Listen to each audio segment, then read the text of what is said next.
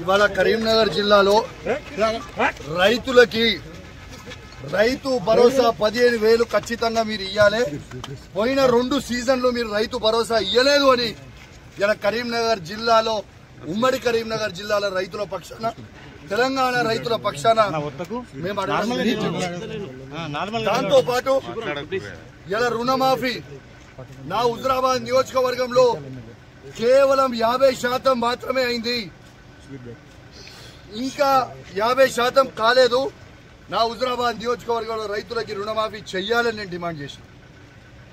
నా దళిత కుటుంబాలకి సాచ్యురేషన్ మోడ్లో 18,500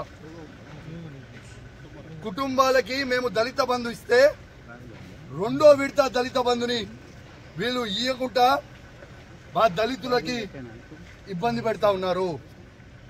ఇలా ఖచ్చితంగా దళిత బంధు విడుదల చేయమని చెప్తే అడిగితే 3 మంత్రులు ఎమ్మెల్యేలు అందరూ కూడా మందబలం ఉంది కదా, అధికార బలం ఉంది కదా అని వచ్చి బెదిరించే ప్రయత్నం చేస్తా ఉన్నారు.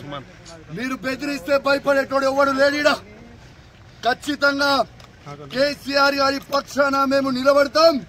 కేసీఆర్ గారు ఏ విధంగా అయితే రైతులకి 1,00,000 కోట్లు ఇచ్చిండో మేము రైతుల పక్షాన నిలబడతామని మాటిచ్చాం. అదే విధంగా మేము మాటిచ్చినట్టు నిలబడతా ఉన్నాం. ఎందుకు ఈ దౌర్జన్యం అని అడుగుతా ఉన్నాను.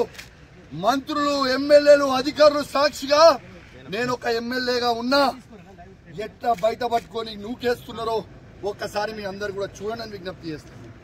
ఒక దొంగ అయిన జగిత్యాల ఎమ్మెల్యే డాక్టర్ సంజయ్ ఎట్లయితే అమ్ముడు పోయిండో సిగ్గులేనోడు అమ్ముడు పోయినోడు. మరి నిజంగా నువ్వు అంత బొగోనువే అయితే డాక్టర్ సంజయ్ జగిత్యాల ఎమ్మెల్యే నువ్వు రాజీనామా చేయి. అదే కాంగ్రెస్ బీఫామ్ మీద గెలిచి చూపి చాతగాని దద్దమ్మలాగా కేసీఆర్ గారు పెట్టిన భిక్ష నువ్వు ఎమ్మెల్యేగా ఉండి దీంతో కేసీఆర్ గారిని నువ్వు విమర్శిస్తా ఉంటే, మీరు నోటికి వచ్చినట్టు మాట్లాడుతూ ఉంటే మేము చూసుకుంటా ఊకోవాలన్నా అని మేము అడుగుతా ఉన్నాం. ఖచ్చితంగా నిలదీస్తాం, అడుగడుగున అడ్డుకుంటాం. ఖచ్చితంగా ఇచ్చిపెట్టే ప్రసక్తే లేదు. వాళ్ళు ఖచ్చితంగా ఇవాళ రైతులకి 15,000 రూపాయల రైతు భరోసా ఇవ్వాల్సిందే.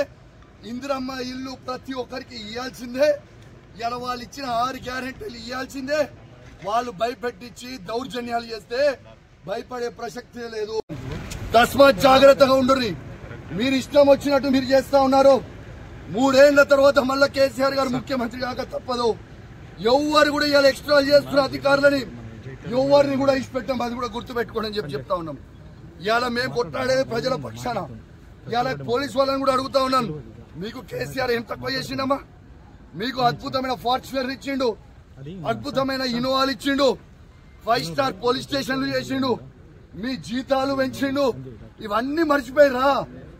మళ్ళా మీకోసం నువ్వు కూడా పోరాటం చేయాలంటే మళ్ళా కేసీఆర్ గారి అదొక్కటి గుర్తుపెట్టుకోండి. అధికారం ఎవరికి శాశ్వతం కాదు. 10 సంవత్సరాల్లో మేము కూడా అధికారంలో ఉన్నాం. కానీ ఇష్టం వచ్చిన రాజ్యం లాగా మేము చెయ్యలేదు. ఖచ్చితంగా వాళ్ళు ఇష్టం వచ్చినట్టు అడిగితే అట్లాంటి వాళ్ళని అడ్డుకుంటాం. ఖచ్చితంగా అడుగుతాం, నిలదీస్తాం.